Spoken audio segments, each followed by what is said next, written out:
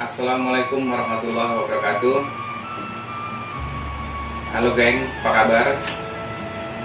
Kali ini saya akan berbagi cerita lagi, ya sekitaran mancing. Tentunya semua yang akan saya share ke teman-teman semua adalah sekitaran mancing.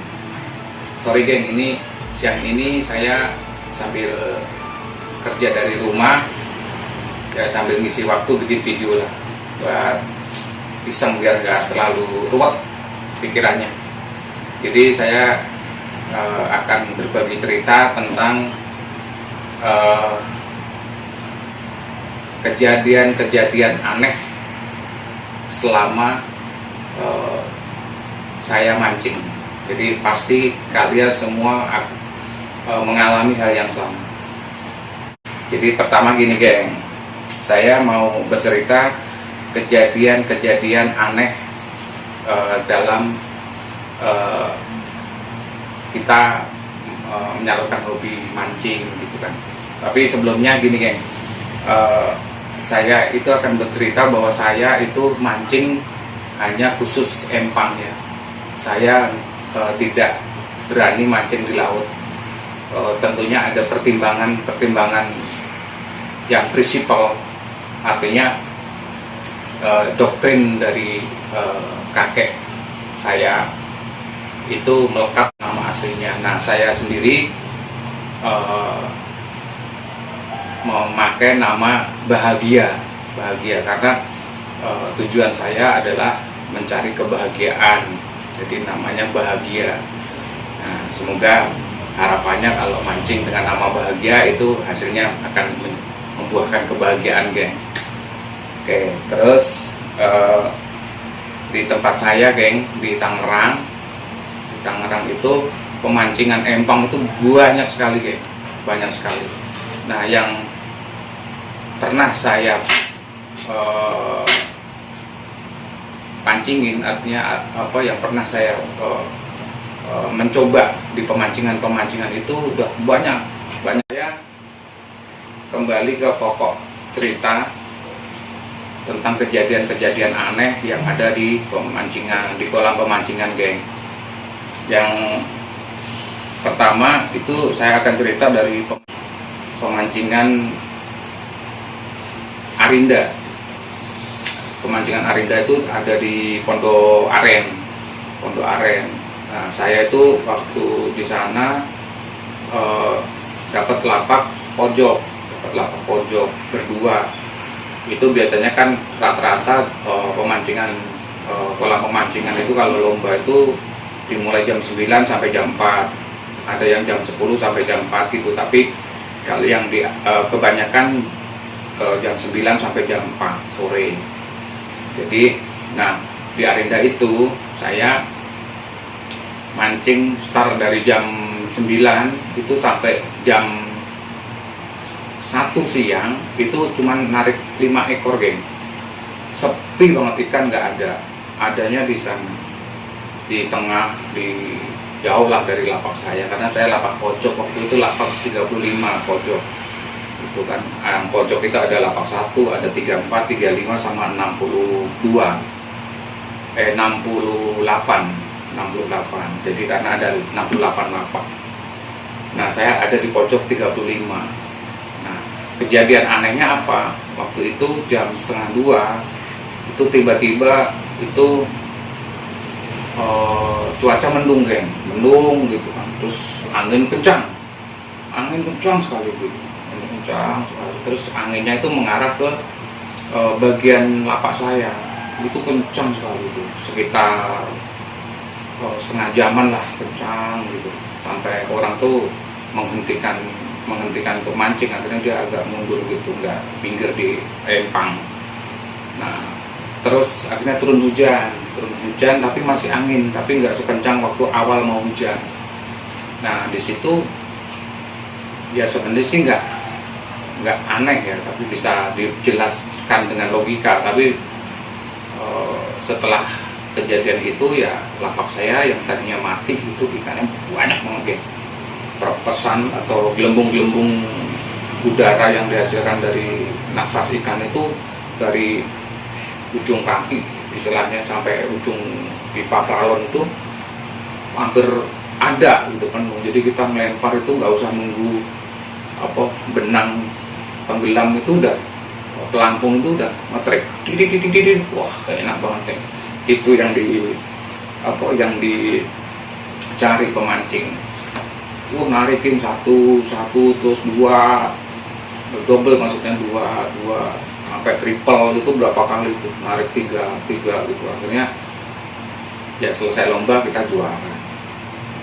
Itu yang di Arinda. Kalau yang di Haji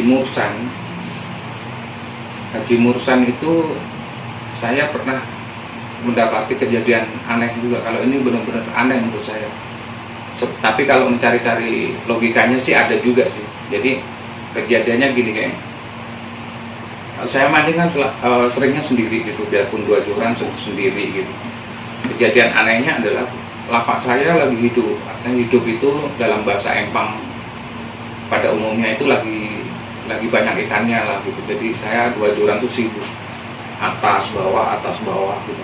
Dan saya karena udah biasa, jadi ya nggak apa-apa, nggak ada masalah terus gitu. Nah, kejadian anehnya atuh ketika pancingan saya yang di ujung pralon dekat blower itu, yang satunya lagi kan agak di tengah gitu, di samping tambang.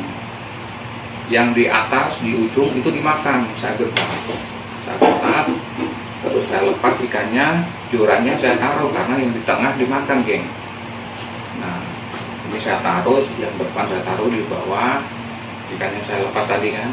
Terus yang tengah saya gentak lagi, saya ada ikannya saya taruh, terus saya umpanin, saya lempar lagi nih, geng, yang untuk yang di tengah. Nah, dan pancingan yang untuk di ujung itu kan ikannya sudah saya lepas, geng.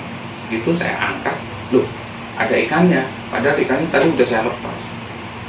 Jadi saya bingung gitu, tadi kan ikan sudah saya lepas, kenapa masih ada ikan gitu. Nah, akhirnya ya sudahlah gitu, saya nggak berpikir panjang, ya sudah nggak usah mereka-reka. Akhirnya ya sudah terus mancing sampai selesai dan akhirnya juara. Itu kejadian yang kedua. Kejadian yang ketiga, geng, ini agak lucu. Saya waktu itu mancing sama anak saya, namanya Ridwan. Dia masih kecil, masih belum sekolah lah, belum sekolah. 5 tahun, usia 5 tahun waktu itu saya ajak ke Empang, saya mancing. Itu aneh gitu, anak saya yang nggak pernah minum kopi, di samping saya tiba-tiba dia minta bikinin kopi, minta minum kopi. Nah, saya bingung lah, anak saya kok minta minum kopi.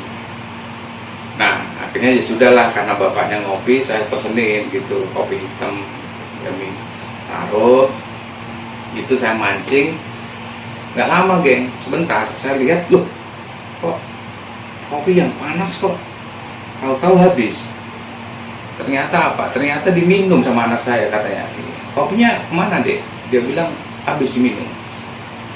Terus dia diem. Nah,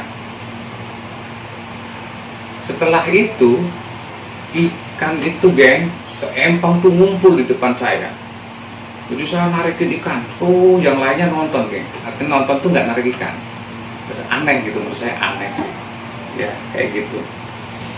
Ya kayak ya banyak sih pengalaman kayak gitu. Tapi ada juga yang di Joglo di 101 itu juga pengalaman nggak aneh. Kalau ini sih sebenarnya nggak aneh, cuman pakai feeling. Pemancing Empang rata-rata itu pakai esen atau perangsang, aroma perangsang. Nah, waktu itu saya sama teman saya mancing berdua, karena di sana kalau sendiri nggak sanggup, ikannya banyak. Saya bilang sama teman saya, ini cuacanya nggak begitu bagus, geng. Gimana kalau misalkan nggak usah pakai esen, kita main alami aja, aroma natural. Akhirnya lapak dikocok, semua siap mancing. lomba yang pakai action, rata-rata kan pakai action kan, itu memarikin terus kan.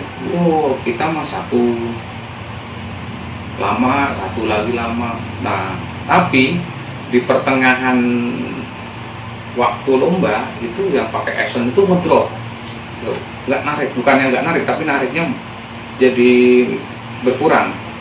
Nah, saya sama teman saya yang nggak pakai action itu malah justru naik. Artinya naik itu tadinya nggak narik, tadinya narik satu, jarang narik, ini malah tambah cepat nariknya, lempar makan sehingga dapat banyak.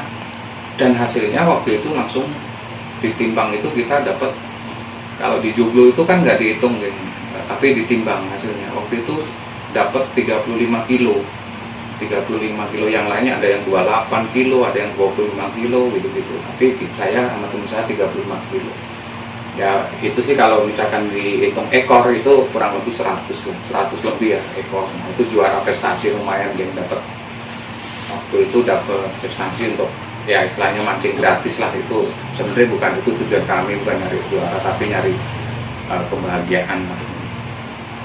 Ya itu aja gengsi cerita-cerita saya. Tapi paling tidak kan gini, kita mancing itu di empang itu memang lomba, tapi tujuan saya itu mancing di empang itu mencari hiburan, mencari keseimbangan kerjaan beban, keluarga beban, jadi harus nyari keseimbangan hiburan.